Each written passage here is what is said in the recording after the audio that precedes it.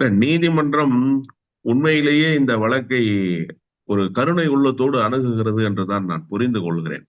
குறிப்பா போன்றவர்கள் அரசியல் செய்வதற்காக இந்த அண்ணா பல்கலைக்கழக விவகாரத்தை கையில் எடுத்திருக்கிறார்கள் என்பதை நீதிமன்றம் ஓரளவுக்கு உள்வாங்கி இருக்கிறது. அதனால்தான் நீதிமன்றங்கள் இந்த நடவடிக்கையில் கொஞ்சம் கவனத்தை அழுத்தமாக பதிவு செய்கின்றன. மற்ற வழக்குகள் எல்லாம் கருத்து சொல்வார்களே தவிர, ஒரு அழுத்தமான நிலைப்பாடு என்பது நீதிமன்றங்களுக்கு எப்போதும் இருக்காது. அது இருக்க வேண்டிய அவசியமும் இல்லை. அவர்களினுடைய வேலை அது அல்ல. ஆனால் இந்த முறை என்ன செய்கிறது என்று சொன்னால், எதிர்க்கட்சிகள் இதை ஒரு வாய்ப்பாக பயன்படுத்தி கொண்டு அரசியல் செய்கிறார்கள். இன்னைக்கு நீதிபதி வேல்முருகன் அவர்கள் கேட்ட கேள்வியை பார்த்து நீதிமன்றத்தில் வழக்காடிய பாட்டாளி மக்கள் கட்சியினுடைய வழக்கறிஞர் பாலுவே கொஞ்சம் ஆடி போய் தான் இருப்பாரு. நீங்க முதல்ல நெஞ்சில கை வச்சு உறுதி எடுத்துக்கங்க.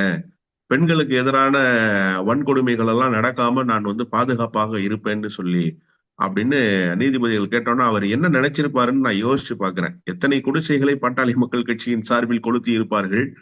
அந்த குடிசைகள் கொளுத்தப்பட்ட போது அங்கே இருக்கக்கூடிய பெண்களினுடைய நிலை என்னவாக இருந்தது? தெரிந்த செய்திகள் கொஞ்சம் இருந்தாலும் இந்த விவகாரத்துல இது வேண்டியில நீங்க சொல்றதுக்கான மறுப்பு சொல்றதுக்கு இல்ல இன்னொரு ஆள் இல்ல இதுல. இல்ல சார், இல்ல இல்ல நான் என்ன சொல்ற வரேன்னா, அவர் அப்படித்தானே நினைச்சிருப்பாரு.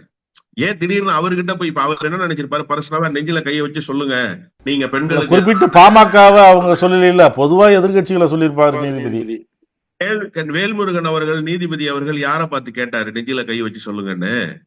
என்ன பாலு கிட்ட தானே கேட்டாரு, வழக்கறிஞர் பாலு கிட்ட தானே கேட்டாரு. அப்ப பாலு என்ன நினைச்சிருப்பாரு? ஏற்கனவே இருந்த பிரச்சனைகள் எல்லாம் தெரிஞ்சிருக்கு போல் இருக்கு நீதிமன்றத்துக்கு, அதனால நம்ம கிட்ட முதல்ல உறுதியை கேட்கறாங்கன்னு நினைச்சு ஒரு நிமிடம் ஆடி போயிருப்பாரு. அவர் அதை நீதிபதிகள் பார்த்து கேட்ட கேள்வி என்பது அண்ணன் பாலுவுக்கான தனிப்பட்ட கேள்வி என்று நானும் சொல்ல வரவில்லை. அது அண்ணன் பாலுவுக்கான தனிப்பட்ட கேள்வியாகவும் இருக்க வேண்டிய அவசியம் இல்லை. ஒட்டுமொத்தமாக எல்லோரையும் பார்த்துத்தான் கேட்டிருப்பார். நிச்சயமாக பாரதிய ஜனதா கட்சியினரையும் பார்த்துத்தான் அந்த கேள்வியை அவர் எழுப்பி இருப்பார். ஏன்னா நாளைக்கு ஒரு பெரிய பேரணியை துவங்கி வரப்போறதாக சொல்கிறார். குஷ்பு கூட கருத்தெல்லாம் சொல்லி இருக்கிறாங்க. நான் என்ன கேட்க விரும்புறேன் அப்படின்னு சொன்னா, நீதிமன்றம் சொல்லுது இல்ல அரசியல் செய்யாதீங்கன்னு சொல்லி. அப்போ நீங்க அரசியல் செய்வதை நீதிமன்றங்களே உள்வாங்கி இருக்கிற அளவுக்கு உங்களுடைய அரசியல் மோசமாக போயிருக்கிறதா இல்லையா?